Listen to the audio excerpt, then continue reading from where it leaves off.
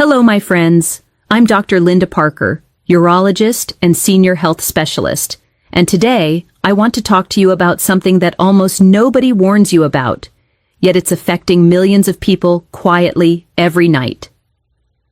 For years, many adults over 60 have been told that if they can't sleep, the simple answer is a pill. A small tablet at night, a PM capsule, a few drops, something soft to calm the nerves. The message has been, if it helps you sleep, it must be good for you. But the reality is very different. What many people don't realize is that several of the most common sleep medications used after 60 don't just make you drowsy. They can slowly cloud your thinking, erase memories, increase confusion, and in some cases push the brain toward a decline that looks like accelerated aging. That's what we're going to uncover together today. 6 types of sleep medications that, used regularly after 60, can quietly sabotage your memory and mental clarity. My goal is not to scare you, but to open your eyes so that you can have informed conversations with your doctor and explore safer ways to rest, without sacrificing your mind in the process. If you are over 60 or you love someone who is, you probably know exactly how this story begins. Nights that used to be simple become complicated. You fall asleep in front of the TV but wake up at 2 or 3 in the morning, unable to get back to sleep. You lie there thinking about family, finances, health, the future. You look at the clock and think, if I don't sleep now, tomorrow I'll be useless. Eventually, someone suggests a pill. A friend gives you one just to try. The doctor writes a prescription for a little while. Or you walk into the pharmacy and see a shelf full of nighttime products that promise deep sleep. At first, it seems like magic. You take something and you sleep more. But over time, something changes. You start to feel slower during the day. Names slip away. You walk into a room and forget why. Simple tasks require more effort. You misplace your keys, you lose the thread of conversations, and you start telling yourself, it's just age. Yet in many cases, what's draining your memory is not age alone. It's the chemistry of those pills interacting with an older brain that is far more sensitive than it was at 40. To understand why these medications are so problematic after 60, you need to know a basic fact about the aging brain and body. With age, our nervous system becomes more fragile. Our liver and kidneys process drugs more slowly, and the protective filters that regulate what enters the brain become less selective. That means that the same dose of a medication that a 30-year-old tolerates without problem can linger in the body of a 70-year-old, staying in the brain for many more hours, intensifying effects like drowsiness, confusion, and memory gaps. On top of that, many of these drugs directly interfere with the chemical messengers that your brain uses for memory and attention. So while they give you the sensation of sleep, they can be literally turning down the volume on the circuits that help you think clearly and store new memories. Sleep medications are powerful tools, and in certain specific situations they can be useful for short periods. But long-term, constant use after 60 turns them into silent thieves of mental clarity. The first group of sleep medications that I want you to be very cautious with are the classic anxiety and sleep pills known as benzodiazepines. Even if you don't recognize the name of the group, you may know some of their members. Pills prescribed for nerves, for panic, or to help you sleep, that act quickly to relax you and make you drowsy. These medications amplify the effect of a calming neurotransmitter in the brain, which is why they feel so effective at first. Worry decreases, muscles relax, eyelids get heavy. The problem is that in the brain of someone over 60, that calming effect can easily turn into something much more dangerous. Slowed thinking, disorientation, and, over time, significant memory problems. People start to notice that they can't remember what they did the day before. Conversations disappear. Recent events fade. On top of that, these drugs create tolerance and dependence. That means you need more to get the same effect, and if you try to stop suddenly, your brain can rebound with worse anxiety and insomnia than before. This traps many older adults in a cycle. They sleep only if they take the pill, but the pill is slowly stealing clarity from them. After 60, benzodiazepines should almost never be the long-term answer to insomnia. If you are taking something from this family regularly, it's essential not to stop abruptly, but to talk with your doctor about a gradual and supervised reduction plan. The key idea is simple. If a pill makes you sleep but gradually erases your sharpness, it is not a good trade for your future. The second group you need to know about are the so-called Z drugs, newer sleeping pills that were once marketed as safer, more selective options. They have names that often start with certain letters and are prescribed specifically for sleep. They work on similar brain receptors as benzodiazepines, producing a strong sedative effect and helping you fall asleep faster. For a while, the narrative was that they were less risky. But what we have observed in older adults tells another story. Many people taking these drugs after 60 experience episodes of nighttime confusion, sleepwalking, doing things in the middle of the night that they don't remember the next day, and waking with a heavy mental fog that lasts into the morning. That fog is not harmless. It means your brain is still under the influence of the drug when you get out of bed, make breakfast, walk downstairs, or drive.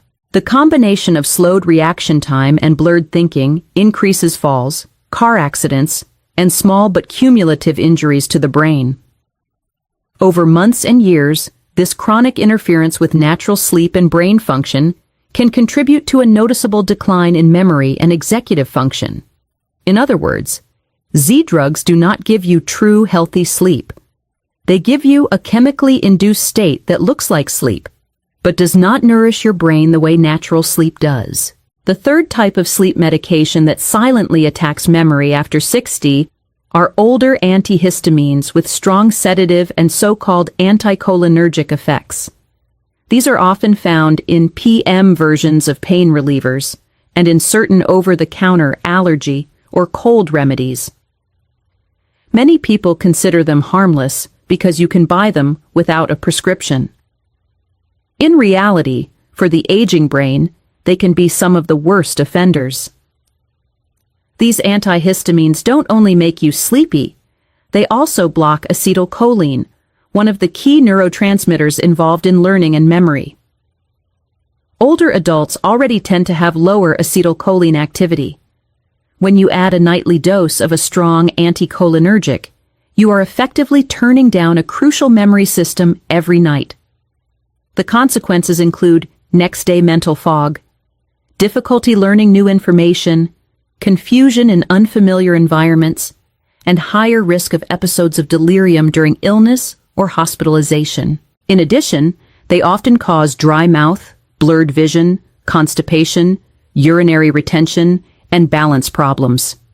That might sound like a minor inconvenience, but in an older person, not emptying the bladder well and losing balance can lead to infections, falls, and fractures. These so-called simple night pills can therefore create a vicious cycle. They help you sleep a bit, but they worsen your memory, your stability, your bladder function, and your independence. The fourth group involves certain antidepressants with strong sedative and anticholinergic effects that many doctors prescribe at night to help with sleep and mood. Some of these medications were originally designed for depression and pain, but at low doses they make people drowsy. That has led to widespread off-label use for insomnia, especially in older adults.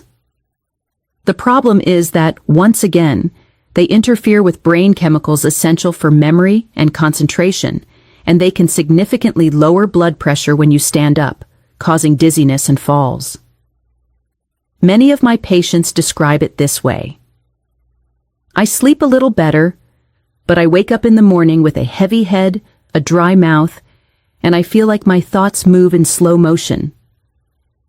That slow motion is not just a sensation, it reflects real changes in how fast your brain can process information. Over time, This constant nighttime sedation can flatten your mental energy, reduce your curiosity, and make it harder to learn or adapt to new situations. In a younger adult, the brain might compensate, but after 60, the margin of safety is smaller. Using these medications as a chronic, first-line strategy for sleep is rarely a good idea for the brain. The fifth category of sleep medications that can undermine memory after 60 are antipsychotic drugs used off-label purely for insomnia or to calm older adults. These medications were designed for serious psychiatric conditions, but are sometimes given at very low doses at night to help with sleep. In many older patients, especially those who already have some degree of cognitive decline, these drugs can worsen confusion, dull thinking, and increase the risk of strokes and abnormal muscle movements. They can also contribute to weight gain, blood sugar problems, and heart rhythm changes, which further impact brain health. What worries me most is that they are sometimes used simply because a person is restless, awake at night, or difficult to manage, instead of addressing the true causes of the sleep problem: pain, need to go to the bathroom, anxiety, loneliness, or poor sleep habits. Sedating someone into passivity is not the same as giving them restorative sleep. In an older brain, that kind of sedation often comes with a high price in terms of memory, independence, and dignity. The sixth sleep med on this list is not a single drug, but a pattern: the cocktail of multiple sedating substances combined at night. Maybe you recognize this scenario: a prescription pill for sleep, plus a PM pain reliever, plus a small glass of alcohol to relax, and sometimes even a herbal capsule that also sedates. Each one of these by itself might already affect memory. Together, they amplify each other's effects and can profoundly depress brain activity and breathing. The result is not deep, restorative sleep, but a kind of chemical knockout that fragments natural sleep cycles, reduces time in deep and REM sleep, and leaves you with a tired, irritable brain the next day. From the perspective of memory, this cocktail is devastating. The brain needs high-quality slow-wave sleep and healthy REM cycles to process the experiences of the day, file important memories, discard the unimportant, and maintain emotional balance. When that architecture is repeatedly distorted by multiple drugs and alcohol, the brain's nightly cleaning and organizing process is disrupted. You may not remember it, but your neurons do. Over months and years, this disturbed internal world is reflected in more forgetfulness, less mental agility, less patience, and more emotional instability. Now that you know the 6 major categories, it's important to highlight something crucial. None of these medications are evil in themselves. In certain acute situations, under strict supervision, they can be useful tools. For example, a short course after a major loss, during a severe episode of anxiety, or while recovering from surgery. The real danger lies in chronic, nightly use after 60, without reevaluation, without exploring alternatives, and without considering the particular vulnerabilities of the aging brain. Many people have been on these pills for 10 or 20 years, always assuming that, if the doctor prescribed it, it must be safe. But prescribing habits often lag behind the latest knowledge about how these drugs affect older adults. That's why your role as an informed patient is so important. You have every right to ask your doctor, is this still the best option for me at my age? Is there a way to reduce the dose? Are there safer alternatives? Let's talk about what you can do if you recognize yourself or a loved one in any of these categories. The first rule is simple and non-negotiable. Never stop these medications abruptly on your own, especially benzodiazepines, Z-drugs, or certain antidepressants. Stopping them suddenly can trigger rebound insomnia, intense anxiety, or other withdrawal symptoms that are very uncomfortable and, in some cases, risky. Any change must be done gradually and under medical supervision. What you can do right now, however, is start a conversation. Make a list of everything you take to sleep: prescription pills, over-the-counter products, teas, drops, and alcohol. Many people are surprised when they see it all on one page. Then take that list to your doctor and ask a very clear question. Which of these are really necessary, and which could we slowly reduce or replace with safer strategies? You might also ask, is any of this medication known to affect memory or increase confusion in older adults? A good doctor will take that question seriously, will review doses, and will propose a step-by-step plan. At the same time, it's essential to build new foundations for healthy sleep that don't depend on drugs. Natural sleep is a process that begins long before you close your eyes.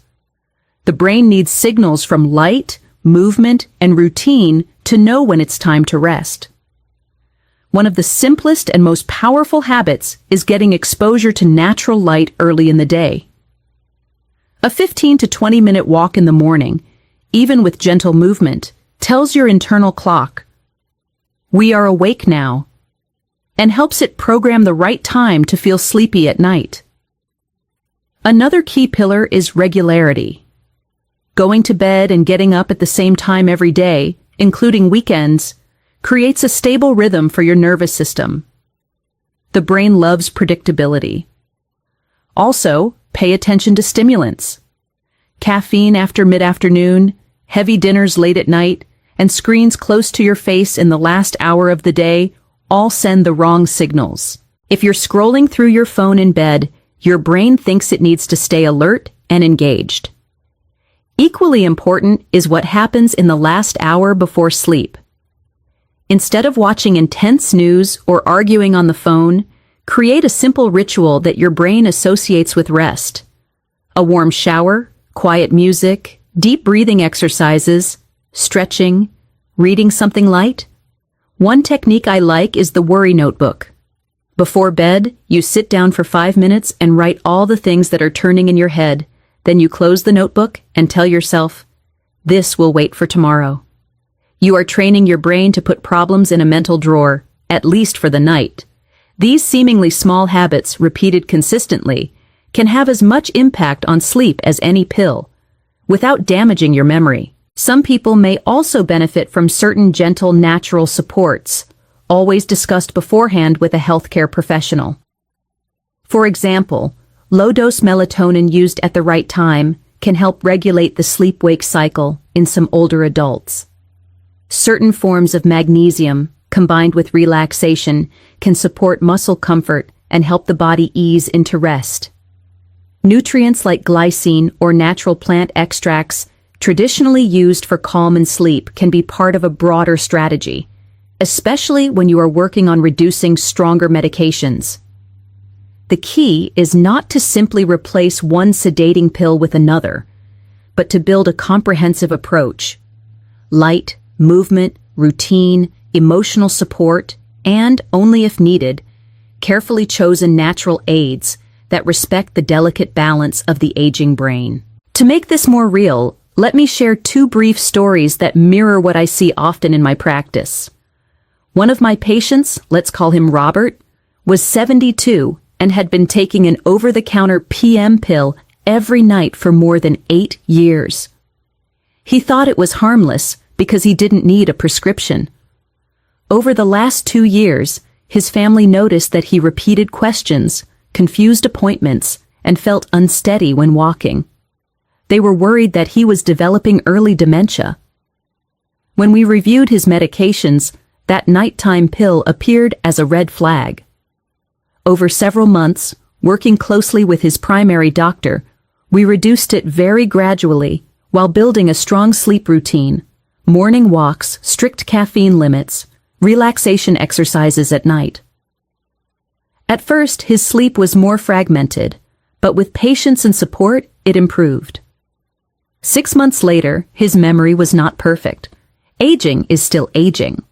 But he was clearer, less confused, and his gait was more stable. The pill had not been the only cause, but removing that constant nightly anticholinergic burden gave his brain room to function better. Another patient, whom I'll call Elena, was 68 and had been taking a benzodiazepine for sleep since her 50s. She insisted, "Without this, I don't sleep at all." She also complained that she could no longer remember stories from books she read, forgot what she wanted to buy at the market, and felt disconnected from conversations. She assumed it was just normal aging. We spoke honestly about the impact of long-term use of that medication on memory after 60. She decided to try a supervised taper plan with her doctor, combined with therapy to address underlying anxiety and a very structured sleep routine. It wasn't easy. There were nights of light sleep and days of irritability, but with gradual reductions over months, she finally reached a very low dose and then stopped. About 2 months after her last pill, she told me something that I will never forget. "It's like someone cleaned the windows in my brain.